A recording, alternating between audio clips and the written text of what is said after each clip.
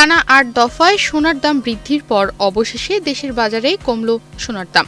২০২৫ সাল জুড়েই সোনার বাজারে এক ধরনের অস্থির কিন্তু শক্তিশালী উত্থান দেখা গেছে। গত কয়েকদিন ধরে বিশ্ববাজারের ওঠানামার সঙ্গে তাল মিলিয়ে দেশের বাজারেও প্রতিদিনই বাড়ছিল সোনার দাম। অবশেষে টানা ৮ দফায় দাম বৃদ্ধির পর দেশের বাজারে সোনার দাম ২৫০৮ টাকা কমিয়েছে বাংলাদেশ জুয়েলার্স অ্যাসোসিয়েশন বাজুস। সোমবার আন্তর্জাতিক বাজারে প্রতি ট্রয় আউন্স সোনার ফিউচার মূল্য খুলেছে $৪৫৬৮, যা আগের দিনের চেয়ে কিছুটা বেশি। যদিও দিনের শুরুতেই রেকর্ড ছুঁয়ে আবারও $৪৫০০ নিচে নেমে আসে।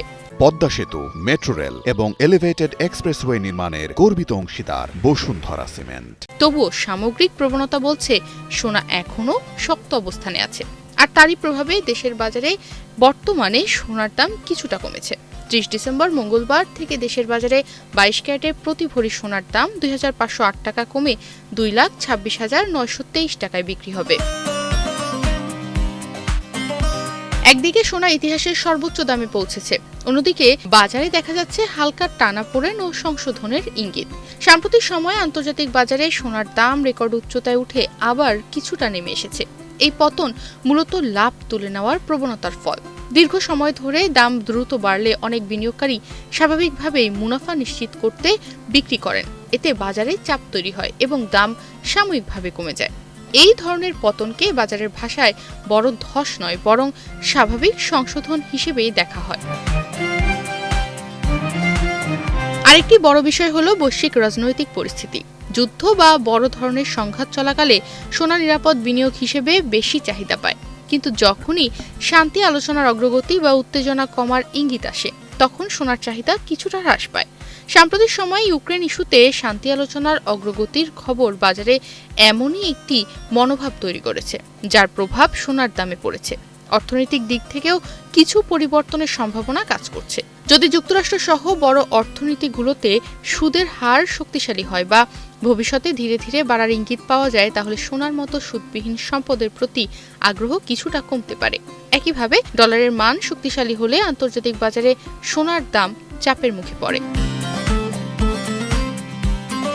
নতুন মূল্য অনুযায়ী ৩০ ডিসেম্বর মঙ্গলবার থেকে দেশের বাজারে প্রতি ভরি ২২ ক্যারেটের স্বর্ণ বিক্রি হবে ২,২৬,৯২৩ টাকায়।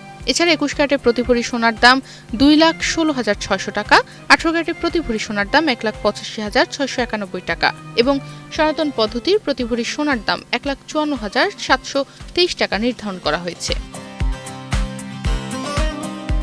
গত কয়েক বছর ধরে বলতে গেলে ধারাবাহিকভাবেই বেড়েছে সোনার দাম। চলতি বছরের শুরুতে বাংলাদেশের বাজারে প্রতি ভরি সোনার দাম ছিল ১,৩৮,২৮৮ টাকা।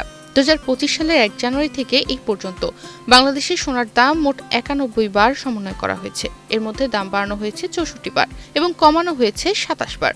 এবছর সোনার দাম বেড়েছে ৮৮,৬৩৫ টাকা। ২৯ ডিসেম্বর সোমবার সোনার নতুন দাম নির্ধারণ করে বিজ্ঞপ্তি দিয়েছে বাজুস।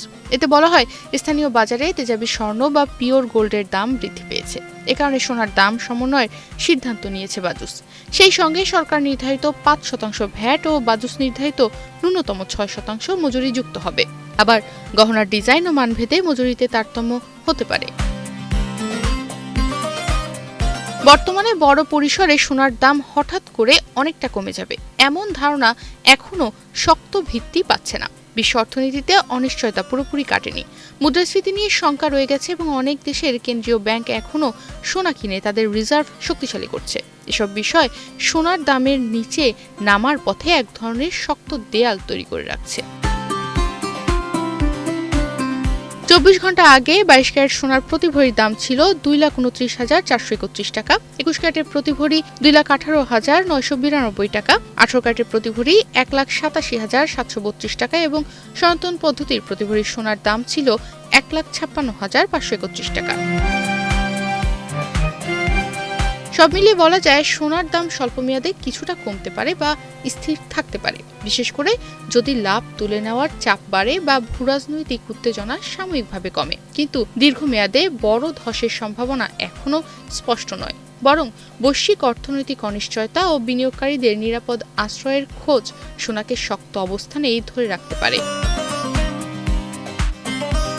তনিমা রহমান, বাংলাদেশ প্রতিদিন।